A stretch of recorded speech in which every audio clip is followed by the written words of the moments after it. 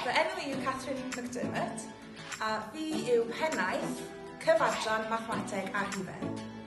Yn yr adran yma, rydym yn cydweithio gyda nifer o ysgolion wahanol ar draws Cymru i greu cynllun gwaith addas, pwrpasol a diddorol i'n disgyblion.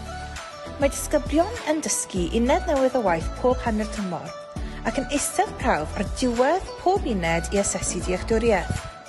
Mae'r gwaith sydd yn cael ei wneud yn y dosbarth yn cael ei atgyfnerthu gyda gwaith cartref sydd yn cael ei osod yn wythnosol sydd yn canolbwyntio ar defnyddio sgiliau sydd wedi'i ddysgu yn y gwers i ddatrys broblemau.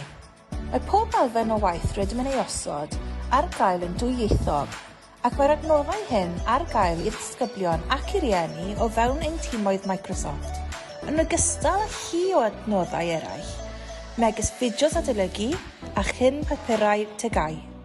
Yn ogystal â hyn, rydym yn cynnal amrywiaeth o weithgareddau allcrysiol yn yr adran, gan cynnwys pos yr wythnos, cystadleuaeth maths ar gyfer Eisteddfod yr ysgol ac uchafbwynt y flwyddyn ein twrnament dartiau blynyddol. Mae'r adran Mathemateg a Rhifedd yn un llawn bwrlwm, ac yn rhan o'r bwrlwm yma mae Mr Iwan Davies a Mr Dorian Pugh sydd hefyd yn gweithio yn yr adran. Edrychwn ymlaen i chysawu chi i'r ysgol ac i'r adran lle mae pawb yn cyfri.